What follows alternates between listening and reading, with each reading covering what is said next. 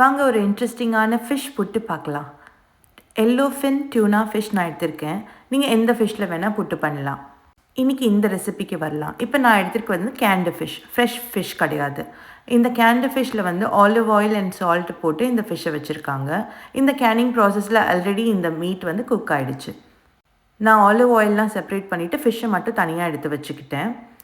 ஒரு பெரிய வானல் எடுத்துக்கிட்டு 3 table spoon of sesame oil add பண்ணிக்கிட்டேன். அதுக்கப்புறம் 1 teaspoon of fennel seeds add பண்ணிக்கிட்டு 1 பிக் ஆனியனை ஃபைனாக சாப் பண்ணி வச்சுருந்தேன், அது இதில் ஆட் பண்ணிக்கிட்டேன். அதை ஆட் பண்ணி முடிச்சிட்டதுக்கப்புறம் கருவேப்பிலை 10 பல்லு பூண்டை குட்டி குட்டியாக சாப் பண்ணி வச்சுருந்தேன், அது இதில் ஆட் பண்ணிக்கிட்டேன்.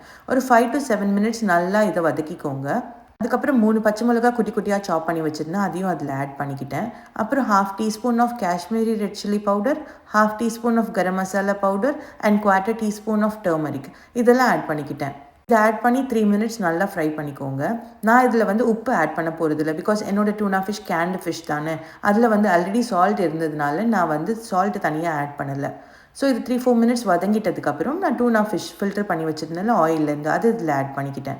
இது ஆட் பண்ணி 3-4 மினிட்ஸில் இது ரெடி ஆகிடும். இந்த ஸ்டெப்பில் நீங்கள் ஃப்ரெஷ் ஃபிஷ்ஷும் ஆட் பண்ணிக்கலாம். அது ஒரு 5 to 7 மினிட்ஸில் குக் ஆகிடும். நான் ஃப்ரெஷ் சால்மன் ஃபிஷ்லேயும் இந்த மாதிரி போட்டு ட்ரை பண்ணுவேன். ஆனால் அந்த ஃபிஷ்ஷை வந்து நான் ஒரு இட்லி குக்கரில் ஒரு 5 மினிட்ஸ் வேக வச்சுட்டு இந்த மாதிரி ட்ரை பண்ணுவேன். சால்மன் ஃபிஷ் வாங்கி புட்டு பண்ணும்போது உங்கள் கூட நான் அந்த ரெசிபியை ஷேர் பண்ணிக்கிறேன். இப்போ இந்த டூனா ஃபிஷ் ரெடி ஆகிடுச்சு. ஆனியன், கார்லிக், பச்சை மிளகாய் இது எல்லா கூடயும் நல்லா வாசமாக கருவேப்பிலையோடு நல்லா ரெடி ஆகிடுச்சு. ஃபினிஷ் ஆன பிறகு கொத்தமல்லி போட்டு இறக்கிடலாம். தமிழ்நாட்டில் இந்த ஃபிஷ்ஷை வந்து சூர ஃபிஷ் அப்படின்னு சொல்லுவாங்க. இது ஹார்ட் ஹெல்த்துக்கு, போன் ஹெல்த்துக்கு ரொம்ப நல்லது. Omega 3 fatty acid and vitamin D இருக்குது. நல்ல ப்ரோட்டீன் ரிச் ஃபுட். நான் இதை zucchini கூட்டு சாதத்தோடு சர்வ் பண்ணேன்.